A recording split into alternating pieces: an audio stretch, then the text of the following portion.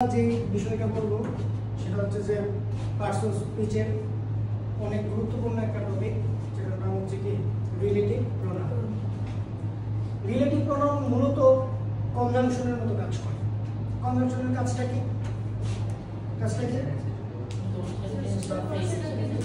দুইটা সেন্টেন্সকে যুক্ত করে, ঠিক আছে? তো আমাদের এই রিলেটিভ প্রোনাউন গুলো হচ্ছে যে সেন্টেন্সকে যুক্ত করে। দেখো এখানে তিনটা সেন্টেন্স আমি লিখছি, এই তিনটা সেন্টেন্সে হু আছে, কিন্তু আমরা একটু আগে পড়ছি কোথায়? ইন্টারোগেটিভ প্রোনাউন পড়ছি না? কোথায় পড়ছি? ইন্টারোগেটিভ প্রোনাউনে আমরা পড়ছি কি যে হু, হুইচ, হোয়াট। তাহলে স্যার পার্থক্যটা কি? পার্থক্যটা হচ্ছে যে ওখানে কিন্তু হোটা সেন্টেন্সের প্রথমে বসেছে, তাই না? সেন্টেন্সের কোথায় বসছে? প্রথমে। কিন্তু এখানে কিন্তু সেন্টেন্সের মাঝখানে বসছে এবং সে কানেক্ট করতেছে, কানেক্টর হিসেবে বসছে। আর ওখানে হচ্ছে সেন্টেন্সের প্রথমে বসে সে সাবজেক্ট হিসেবে বসছে। ভালো করে লক্ষ্য করে দেখো, হু ইজ কলিং মি। এখানে হোটা কার বদলে বসে? ধরো আমি বললাম যে mister Arif is calling me.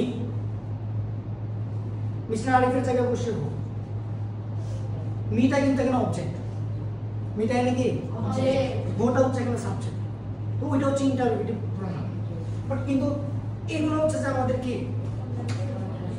Conjunction হিসেবে বসে রিলেটিভ প্রোনাউন। এখন রিলেটিভ প্রোনাউনের আরেকটা বৈশিষ্ট্য কি জানো? যে রিলেটিভ প্রোনাউনটা একটা নাউন অথবা প্রোনাউনের বদলে বসে, নাউন অথবা প্রোনাউনের বদলে বসে।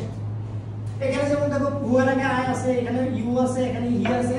এখানে দেখো হুইচ এর আগে দা পেন আছে, এখানে হু এর আগে আবার কি আছে? দা বয়েজ আছে। এই নাউন অথবা প্রোনাউনগুলোকে আমরা নাম দিচ্ছি কি অ্যান্টিসিডেন্ট। নাম দিচ্ছি কি অ্যান্টিসিডেন্ট। দেখো অ্যান্টিসিডেন্টের সংজ্ঞা এখানে লেখা আছে।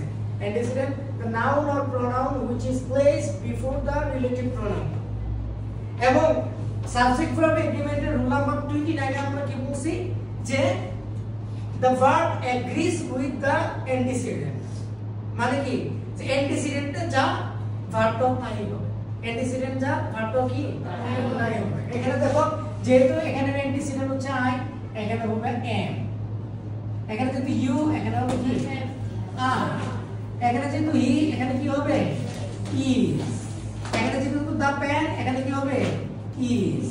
এখানে যেহেতু বয়েজ আছে, এখানে প্লে হবে নাকি প্লেস হবে? প্লেস হবে না, প্লেস হইলে তো এটা প্লুরাল।